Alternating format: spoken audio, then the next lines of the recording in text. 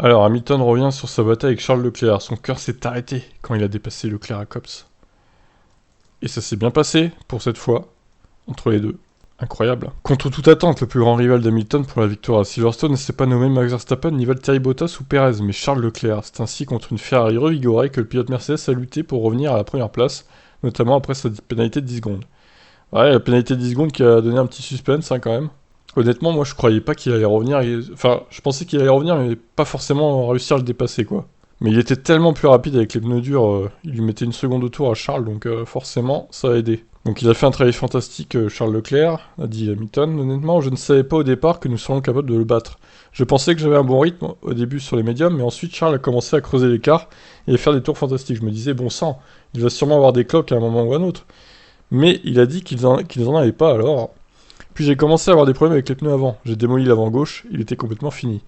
Avec ses pneus morts, Hamilton est ainsi rentré au stand, mais de manière étonnante, il pensait que la pénalité de 10 secondes ne serait pas observée lors de son premier arrêt. Ah d'accord, il faudrait peut-être réviser le règlement, Lewis, hein, par contre. Évidemment, je n'avais même pas envisagé au moment où je poursuivais la pénalité de 10 secondes. En fait, je pensais que ces 10 secondes seraient ajoutées à la fin de la course. Je n'avais pas réalisé que ce serait une pénalité de 10 secondes en stop and go.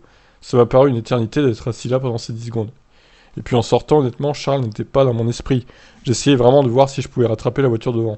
Juste une par une, évidemment, j'ai eu la McLaren. Après avoir dépassé Norris puis son équipier Bottas qui l'a laissé passer, bon, après Norris il a pas non plus défendu des masses, hein. Il a un peu laissé passer aussi on va dire. Mais en même temps Norris il se battait, il avait encore moins de rythme que Leclerc au final, donc il avait même beaucoup moins de rythme que Leclerc. Donc c'était pas la même bataille entre les deux, hein. Ça aurait servi à rien de bloquer, hein. Ils auraient perdu du temps tous les deux, c'était pas productif quoi. Alors, le pilote Mercedes a bien cru que ses pneus ne tiendraient pas à une telle allure. Je me voyais le rattraper, mais je me disais, le temps que je le rattrape, mes pneus seront usés à ce rythme. Mais ensuite, j'ai vu la retardataire et j'ai réalisé que ça pourrait créer des opportunités. Alors je me suis dit, je dois le rattraper le plus vite possible, pour que lorsque je le rattrape, il y ait des opportunités de se battre.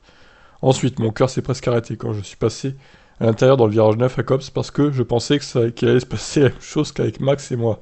J'ai dû changer de caleçon après. D'accord, il s'est fait dessus, hein, Lewis. Il a eu très peur. Et non, ça s'est pas passé pareil qu'avec Verstappen, puisque Leclerc a élargi du coup. Donc il a été plus intelligent que Max. Il a assuré la deuxième place, Leclerc, chose que Max n'a pas voulu faire malgré son avance considérable au championnat.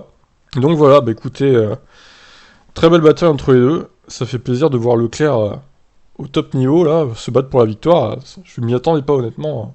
Alors c'est sûr qu'on les avait vus le samedi en course sprint très en forme, mais de là à se battre pour la victoire quand même c'est assez étonnant. Sur ce, je vous laisse réagir. Bye bye.